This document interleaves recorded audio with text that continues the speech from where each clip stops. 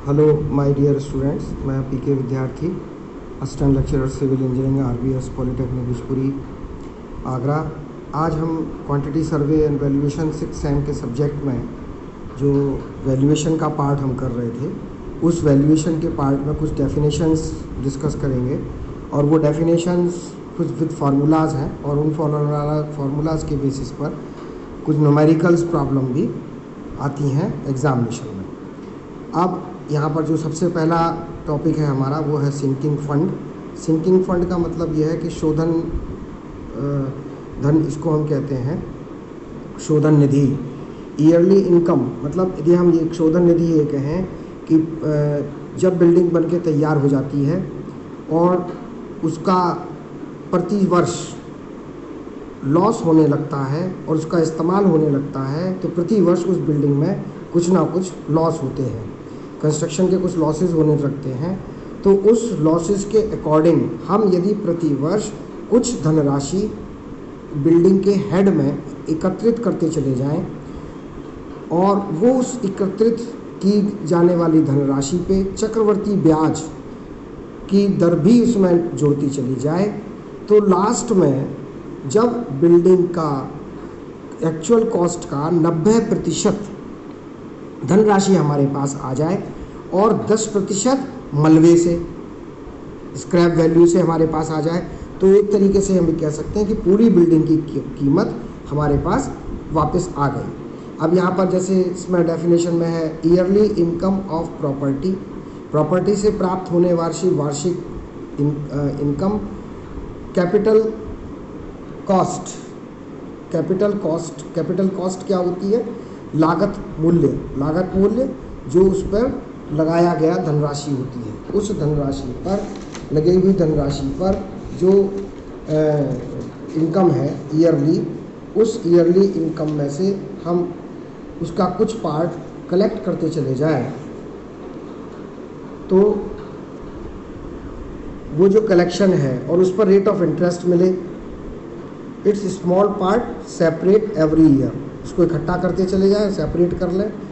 और on it compound interest with principal amount becomes equal 90%, और उस पर प्रिंसिपल इंटरेस्ट भी लगे, rate of interest principal amount का चक्रवर्ती ब्याज, प्रिंसिपल अमाउंट पे चक्रवर्ती ब्याज लगे, और उसका जो 90% एक्चुअल कॉस्ट का आ जाए और 10% जो है वो 10% रहे, वो स्क्रैप से आ जाए।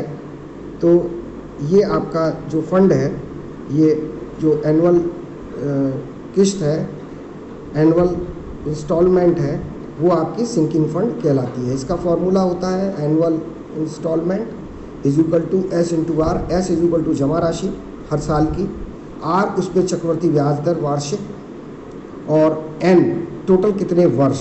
तो ये एनुअल इंस्टॉलमेंट हमें कितनी रखनी है ये हम कैलकुलेट कर सकते हैं।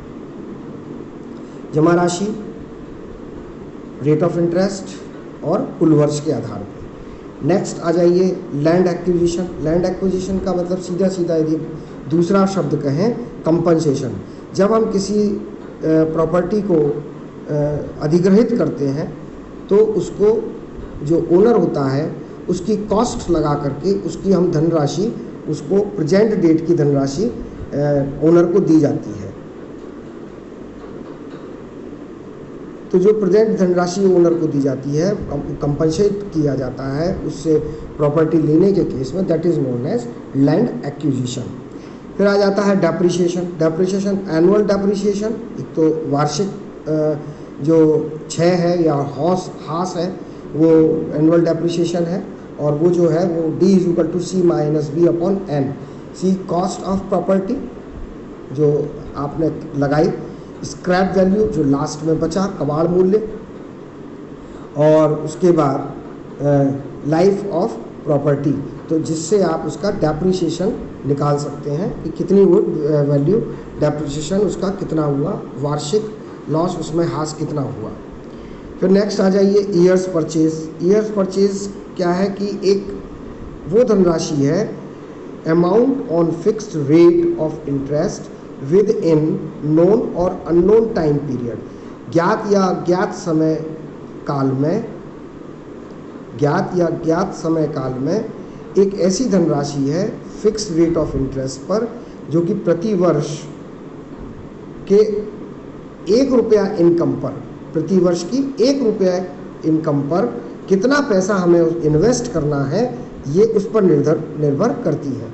अमाउंट और fixed rate of interest, fix rate of interest पर वह अमाउंट, वह धनराशि जिसमें समय काल अज्ञात या ज्ञात हो, तो प्रत्येक वर्ष उसमें 1 रुपया हम सत्य धनराशि या इनकम प्राप्त कर सकते हो, तो वो आपका कहलाता है ईयर्स परचेज।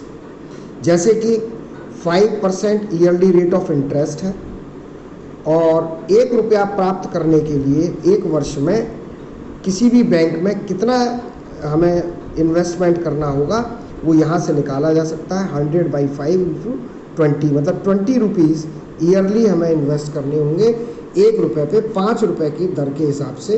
तो ये जो है इसको हम कहते हैं ईयर्स परचेज।